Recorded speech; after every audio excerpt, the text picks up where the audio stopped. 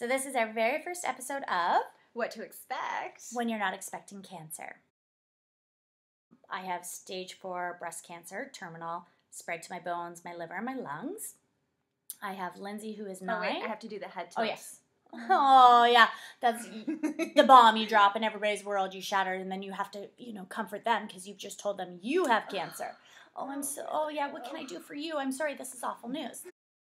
One thing I remember is actually leaving the hospital doors, and when those doors closed, seeing a nurse smoke, first of all. I was like, that's awesome, right outside a cancer center.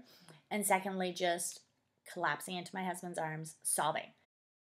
I have stage 2B cervical cancer with lymph node metastasization. Most recently, springing back here in my chest and some lymph nodes there. And I was diagnosed with cancer when I gave birth to my son. Mm-hmm. So for me, it was more about, okay, my son's crying and I need to feed him a bottle. Yet I am exhausted and hormonal, hungry, very and first hormonal. baby. So I have to attend to his needs first, and my needs don't come first because I am a mom first of all. Some of the things that you don't expect when you're diagnosed with cancer at 38 years old, and you still have 3 young kids at home and a husband and a career, is how to get your cancer treatment in and everything to do with the kids at the same time. Yes, totally agree. So I remember waiting hours in the waiting room and getting so impatient. And my husband finally said, you need to talk to the doctor about it. Mm-hmm. And I said, hey, my husband actually has to stay home from work to watch our son while I go to these appointments. So can we expedite this? And sometimes you actually can't have your partner or your spouse come with you because somebody actually has to be there to take kids to school or be there when the bus gets home.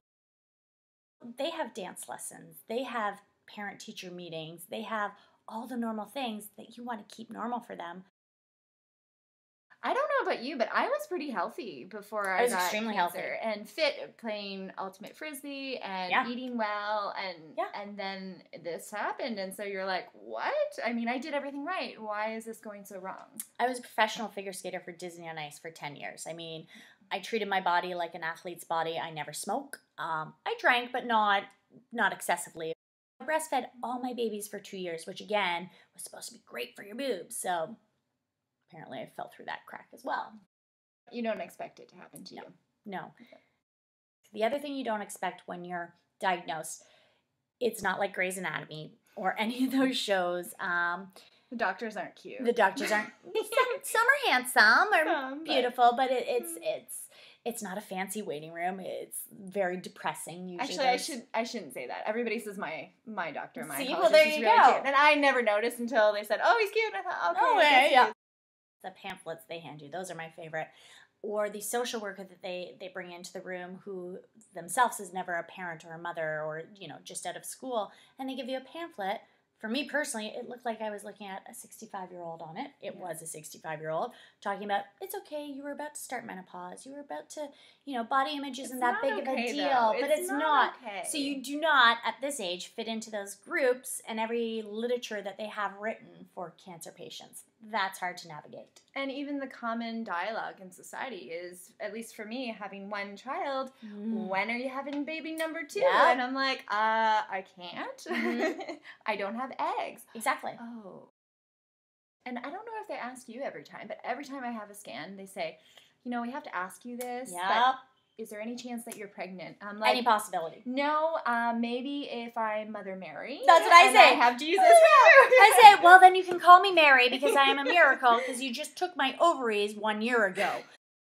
Where my major tumor was at the base of my spine, and I was having a lot of trouble walking. Like 10 steps felt like 5 miles to me.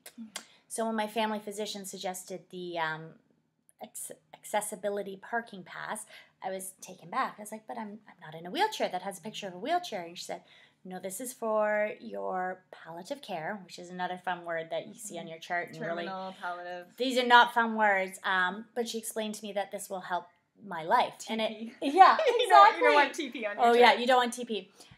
So I call it my rock star pass, and I actually embrace it.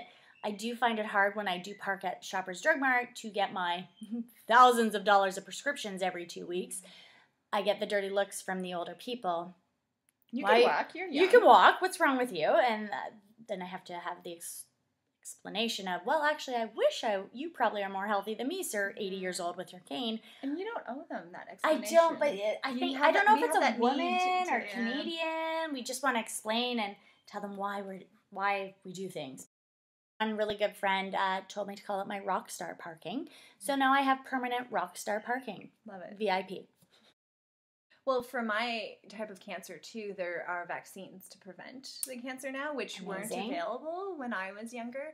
So that means fewer people are getting my type of cancer, which is incredible. But then for the small minority of people who do end up getting my type of cancer, not as much money is going in terms of, well, how can we treat the cancer now and prevent the new spread. drugs for that? Yeah.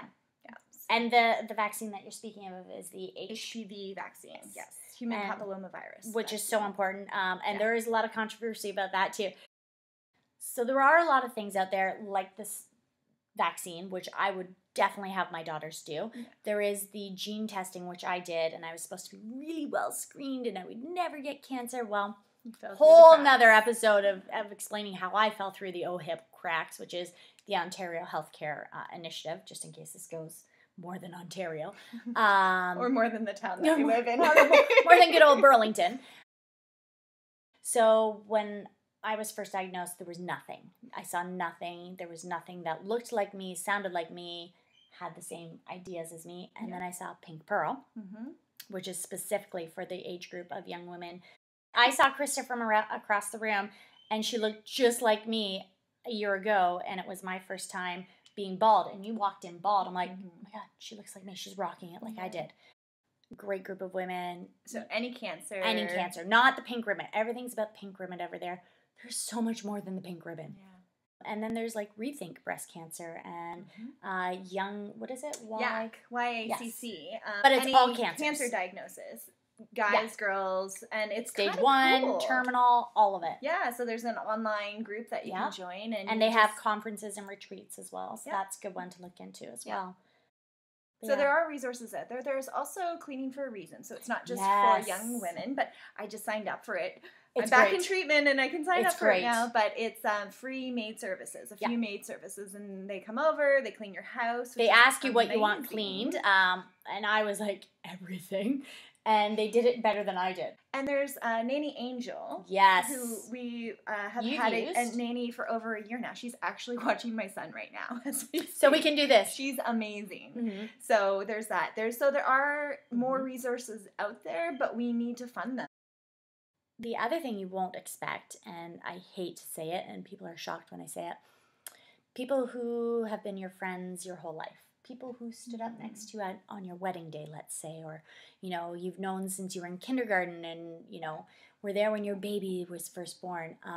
When you tell them you have cancer, some of these people are not going to be in your life anymore. And that was very hard for me to accept. And 2 years in, now I'm just realizing it's not me. It's my cancer they don't accept. And at this age, it's very scary because people look inward. Which anybody, you see a car accident, you see these mass shootings, you think automatically of your life. So a lot of my friends, I try not to think of myself as a cancer patient first, which is so hard because most people, when you are a cancer patient, and it is a career for me, like every day I'm doing tests or appointments and stuff. So I'm still trying to think of me and have friends and family think of me as Kate. I'm just Kate. I'm the mother of 3. We run a swimming pool business.